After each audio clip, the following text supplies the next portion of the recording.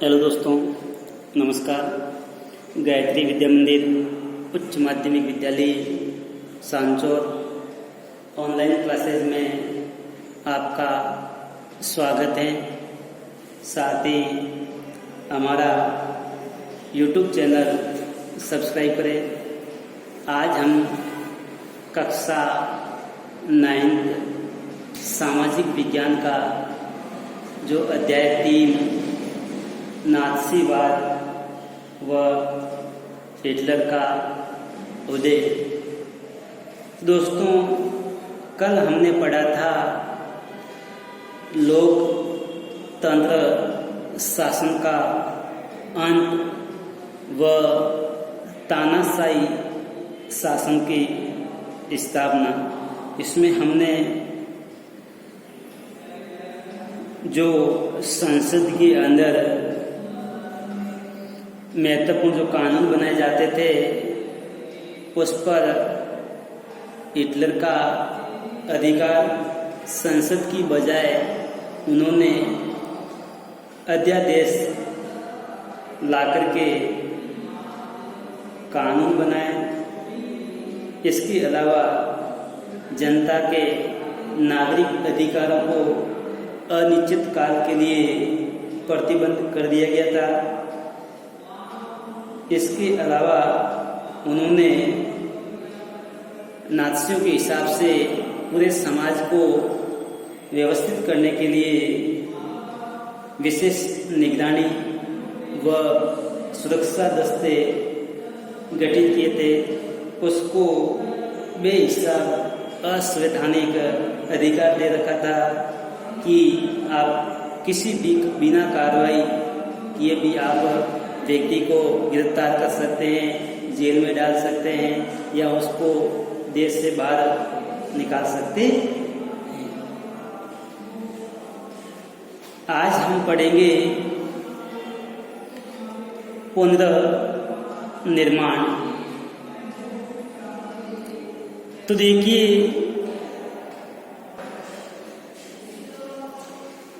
Hitler ने अर्थव्यवस्था को पटरी पर लाने की जिम्मेदारी अर्थशास्त्री यालमार शार्प को सौंपी। तो यालमार शार्प ने सबसे पहले सरकारी पैसे से चलाए जाने वाले रोजगार संवर्धन का अर्थ होता है बढ़ावा देना। तो रोजगार को बढ़ावा देने वाले कार्यक्रम के माध्यम से 100% उत्पादन व 100% रोजगार उपलब्ध करवाने का लक्ष्य तय किया। तो देखिए, हिटलर का अर्थशास्त्री यालमार शार्प, इन्होंने अर्थव्यवस्था को मजबूती प्रदान करने के लिए सरकारी पैसे से रोजगार संवर्धन कार्यक्रम के माध्यम से 100% उत्पादन व रोजगार का लक्ष्य रखा, ताकि जर्मनी की अर्थव्यवस्था है वो पटरी पर आ जाए। इसके अलावा इन्हीं महत्वपूर्ण योजनाओं के माध्यम से मशहूर जर्मन सुपर हाईवे व जनता की कार वॉक्सवैगन महत्वपूर्ण थी। विदेश नीति की बात करते हैं तो विदेश नीति में भी हिटलर ने महत्वपूर्ण कामयाबियां हासिल की। उन्होंने 1933 ईस्वी में लीग ऑफ नेशन से पल्ला झाड़ दिया। तो पल्ला झाड़ने का अर्थ है कि वो उस लीग ऑफ नेशन से अलग हो जाते हैं। हिटलर ने 1937 में राइन प्रदेश पर दोबारा अधिकार कर लिया व एक जन, एक साम्राज्य व एक नेता की आड़ में 1938 में ऑस्ट्रिया को भी जर्मनी में मिला लिया। इसके बाद हिटलर ने चेकोस्लोवाकिया के कब्जे वाले जो जर्मन भाषी प्रांत था सुडेटनलैंड, उस पर अधिकार कर लिया। फिर हिटलर ने पूरे चेकोस्लोवाकिया पर अधिकार कर लिया। इस दौरान जब जर्मनी आसपास के भूभागों को अपने जर्मन साम्राज्य में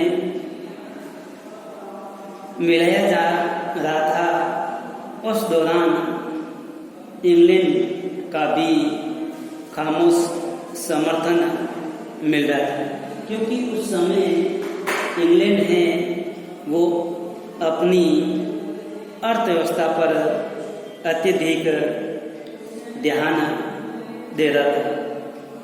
इसके अलावा इंग्लैंड की नज़र में वर्साई की संधि के नाम पर जर्मनी के साथ जो बड़ी नाइंसाफी हुई थी, उससे भी इंग्लैंड खामोश बैठा था। घरेलू व विदेशी मोर्चों पर जल्दी जल्दी मिली कामयाबियों से ऐसा लगा कि अब जर्मनी की नीयत है वो पलटने वाली है, काफ़ी सुधार हो सकता है। लेकिन हिटलर यहीं नहीं रुका। हिटलर का जो अर्थशास्त्री ने हिटलर को सलाह दी कि यदि अर्थव्यवस्था को मजबूती प्रदान करना है तो सेना व हथियारों पर अधिक से अधिक पैसा खर्च न किया जाए, क्योंकि जो सरकारी बजट है वो अभी भी घाटे में चल रहा था। लेकिन नाज़ी जर्मनी में एहतियात पसंद के लोगों के लिए कोई जगह नहीं थी। जिस प्रकार हिटलर का जो अर्थशास्त्री ने सेना व हथियारों पर अधिक खर्च करने के लिए हिटलर को सलाह दी कि इस पे अधिक खर्च न करें, तो हिटलर ने तुरंत उस अर्थशास्त्री को पद से हटा दिया और हिटलर ने आर्थिक संकट से निकलने के लिए युद्ध का विकल्प चुना। उन्होंने कहा कि युद्धों के माध्यम से साम्राज्य का विस्तार होगा और उन साम्राज्य से अधिक संसाधन इकट्ठा कर सकते हैं। इसी लक्ष्य को ध्यान में रख करके सितंबर 1939 को जर्मनी ने पोलैंड पर हमला कर दिया और पोलैंड पर हमला होते ही पोलैंड का साथ देने के लिए फ्रांस व इंग्लैंड भी जर्मनी के विरोध खड़े हो गए और इसी घटनाक्रम से ही द्वितीय विश्व युद्ध है वो प्रारंभ हो जाता है। तो दोस्तों आप इसका स्क्रीनशॉट ले लें।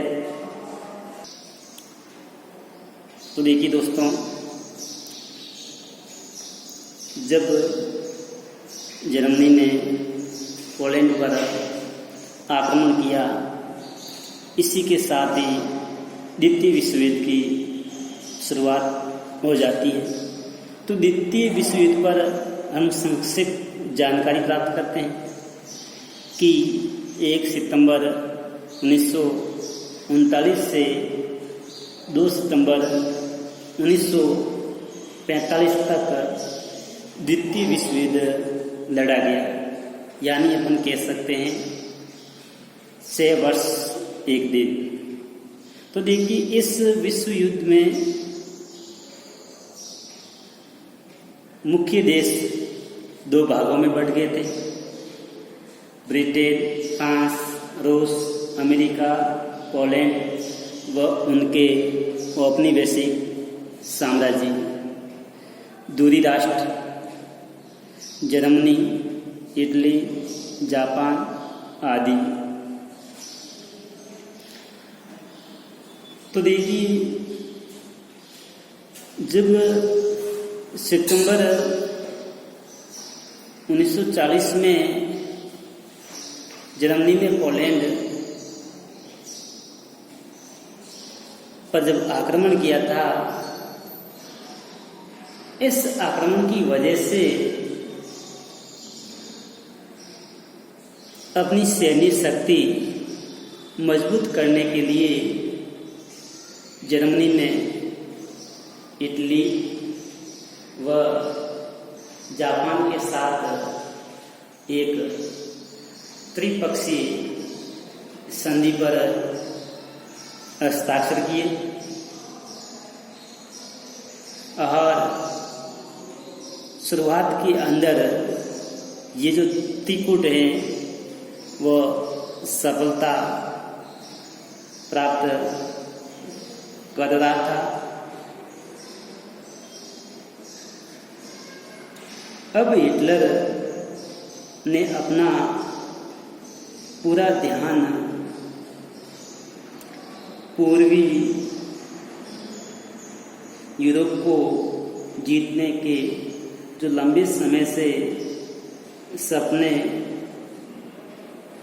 रखे थे या उनका ध्यान केंद्रित था, तो हिटलर ने पूरी यूरोप को जीतने के लिए वह जर्मन जनता के लिए संसाधन व रहने की जगह का इंतजाम करना चाहता था।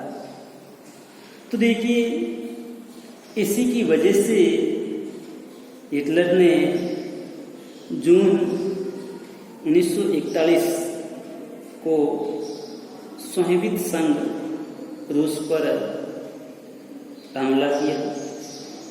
इससे पहले हम बात करते हैं कि जैसे ही पोलैंड पर आक्रमण किया तो ब्रिटेन व फ्रांस ही जर्मनी के विरुद्ध आक्रमण हुआ, लेकिन जैसे ही पूर्वी यूरोप पर अधिकार करने की नीयत की वजह से हिटलर ने जून 1941 को सोवियत संघ पर हमला कर दिया और यह हिटलर की एक ऐतिहासिक भूल भी अपन कह सकते हैं या बेवकूफ़ी भी अपन कह सकते, क्योंकि इन आक्रमण की वजह से मित्र राष्ट्र की जो शक्ति है, ताकत है, वो और बढ़ गई। तो देखिए अब पहले जर्मनी को केवल पश्चिमी मोर्चों पर ही लड़ाई लड़नी थी, लेकिन जैसे ही सोवियत को छेड़ा, अब जर्मनी को जर्मन का पश्चिमी मोर्चा व जर्मन का पूर्वी मोर्चा यानी दोनों ओर जर्मन पर आक्रमण हो गया और इन दोनों ओर आक्रमण का सामना करना जर्मनी के लिए एक चुनौती बना। तो देखिए जर्मन पश्चिमी मोर्चा ब्रिटिश वायु सैनिकों के बमबारी की चपेट में आ गया था, जबकि पूर्वी मोर्चे पर स्वायत्त सेनाएं जर्मनियों को नाको चने चबा रही थी, यानी परेशान कर रही थी। स्वायत्त लाल सेना ने स्टालिनग्राद में जर्मन सेना को घुटने टेकने पर मजबूर कर दिया। अब जैसे ही जर्मनी ने सोवियत संघ पर हमला कर दिया तो सोवियत संघ ने जर्मन सेनाओं को इतना परेशान किया कि आखिर जर्मनी की सेना सोवियत संघ के सामने घुटने टेकने पर मजबूर हो गई। सोवियत लाल सैनिकों ने पीछे हटती जर्मन सिपाहियों की जो सेना थी उसका आखिरी तक पीछा किया। वह अंत में बर्लिन के बीचों बीच यानी मध्यम में जा पहुंचे। इस घटनाक्रम ने अगली आधी सदी के लिए समूचे पूर्वी यूरोप पर सोवियत संघ का दबदबा या अधिकार स्थापित कर दिया। तो देखिए इसकी वजह से जर्मनी का जो पूर्वी भाग है वो सोवियत संघ रूस के अधिकार में आ गया। यहाँ तक अमेरिका की बात करते हैं तो अमेरिका प्रथम विश्व युद्ध की वजह से जो आर्थिक नुकसान हुआ था उस आर्थिक नुकसान से बचने के लिए युद्ध नहीं करना चाहता था और वह लंबे समय तक द्वितीय विश्व युद्ध से अलग ही था। लेकिन पूर्व में जापान की जो ताकत थी वो बढ़ती जा रही थी। जापान ने फ्रांस इंडो चाइना पर अधिकार कर लिया। इसके अलावा प्रशांत महासागर में जो अमेरिकी नौसैनिक ठिकाने थे उस ठिकानों पर हमला करना, वो उस पर अधिकार करने की योजना बना दी। जब जापान ने हिटलर को समर्थन दिया था, जो त्रिपक्षीय संधि हुई थी सितंबर 1939 में, तो देखिए जब जापान को हिटलर का समर्थन मिल रहा था तो जापान ने अमेरिका का जो एक सैनिक ठिकाना था पर्ल हार्बर, उस पर आक्रमण कर दिया। जैसे ही उन्होंने अमेरिकी नौसैनिक ठिकानों पर आक्रमण किया तो अमेरिका नाराज होकर के द्वितीय विश्व युद्ध में कूद पड़ा, जिससे मित्र राष्ट्रों की ताकत और भी बढ़ गई। अब जर्मनी को बिल्कुल भी जो विजय है वो आसपास नजर नहीं आ रही थी। अंत में 8 मई 1945 को हिटलर ने मित्र राष्ट्र के सामने आत्मसमर्पण कर दिया, लेकिन जापान द्वितीय विश्व युद्ध को जारी रखते हैं। लेकिन जैसे ही अमेरिका द्वारा 6 अगस्त 1945 को हिरोशिमा पर व 9 अगस्त 1945 को नागासाकी पर परमाणु बम गिराए, जिसकी वजह से जापान को भी अमेरिका के सामने आत्मसमर्पण करना पड़ा व 2 सितंबर 1945 को द्वितीय विश्व युद्ध समाप्त हुआ। तो देखिए, इस द्वितीय विश्व युद्ध के जो संक्षिप्त जो हमने जानकारी प्राप्त की है, अब हम एक बार पुनः जो हेलमुट और उनके पिता की कहानी पर वापस आते हैं। तो आपको पता ही है कि हेलमुट के जो पिताजी थे वो कितने बेचैन थे, क्योंकि वो नाज़ी का कट्टर समर्थक था और उनको पता था जिस प्रकार हमने यहूदियों के साथ जो अन्याय किया है, उस अन्याय का फल अब हमारे साथ भी जैसा का वैसा होगा। इसकी वजह से यह हेलमुट के पिताजी ने आत्महत्या कर ली थी। तो कल हम पढ़ेंगे नाज़ियों का विश्व दृष्टिकोण। धन्यवाद।